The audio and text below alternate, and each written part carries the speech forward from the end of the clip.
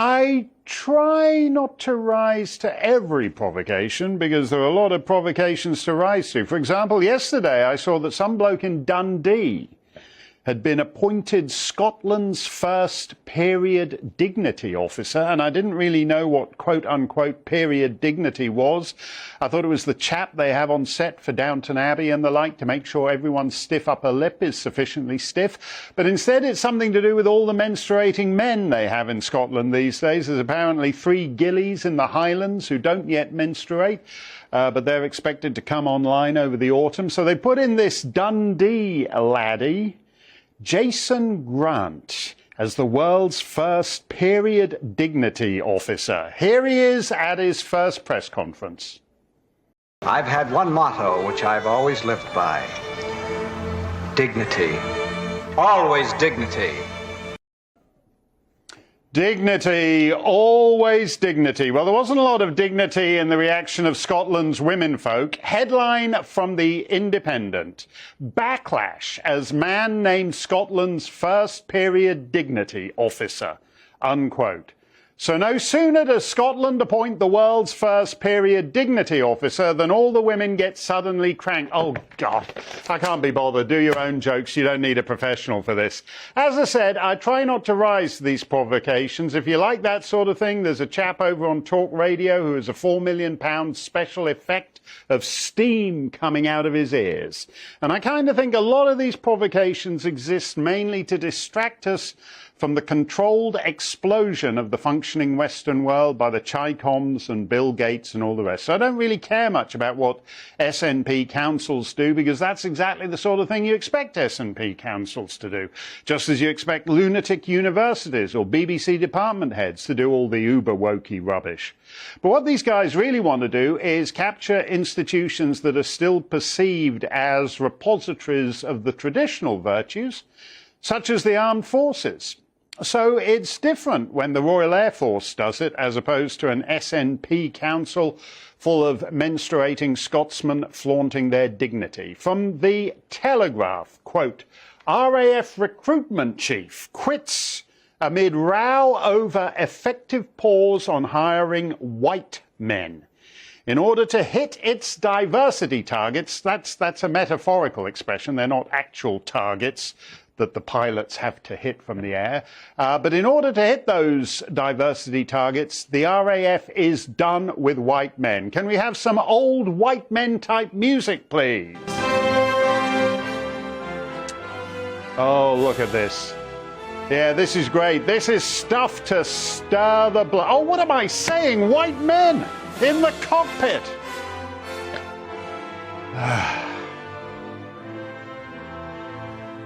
Yeah, here they are, they're coming. These were the days when we used to win wars. Remember those? Look at that. Wing Commander Guy Gibson, DSO, DFC. Well, he's going to have to go unless he's planning on transitioning into a lesbian Muslima. The RAF is a veritable den of whiteness, always has been.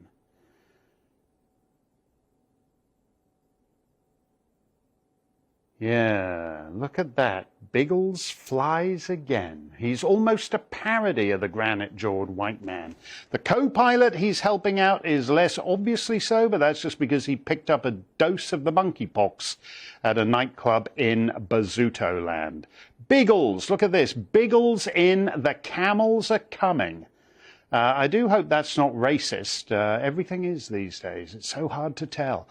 Generations of schoolboys around the empire have grown up on Biggles ever since he made his debut 90 years ago in the April 1932 edition of Popular Flying in a short story called The White Fokker. The White Fokker.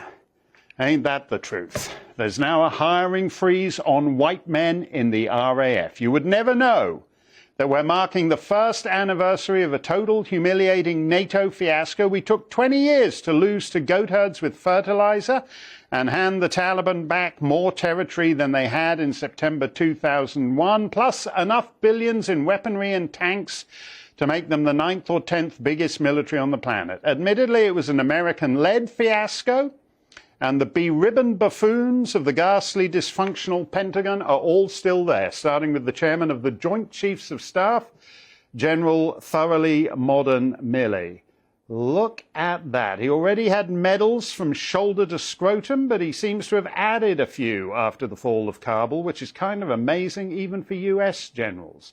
But our guys were in on it too, and the idea that in the wake of this fiasco, our military's priority is diversity is decadent. By the way, it wasn't unconnected with Afghanistan. Do you remember the month before the fall of Kabul was Pride Month? Not in Afghanistan, it's not such a big deal there, but they were flying the pride flag from that billion-dollar US embassy. That pride flag is now in the possession of the Taliban, and I wonder where they're flying it. Our enemy in Afghanistan wasn't in the least bit diverse. They're all men with big beards who don't take a lot of showers and are partial to the dancing boys of Kandahar on a weekend off, and yet they kicked NATO's butts. So if you were to propose replacing the chiefs of staff with randomly picked illiterate Pushtun goatherds, I'd be willing to entertain it.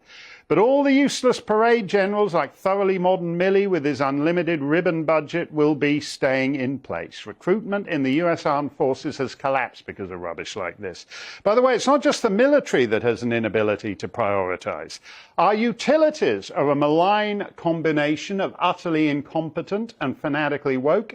£4,400 energy bills will be landing on your mat just after Christmas. We have polio in the sewers of London, and water companies telling customers to give up showers and just rub yourself with a damp cloth once every 2 or 3 days.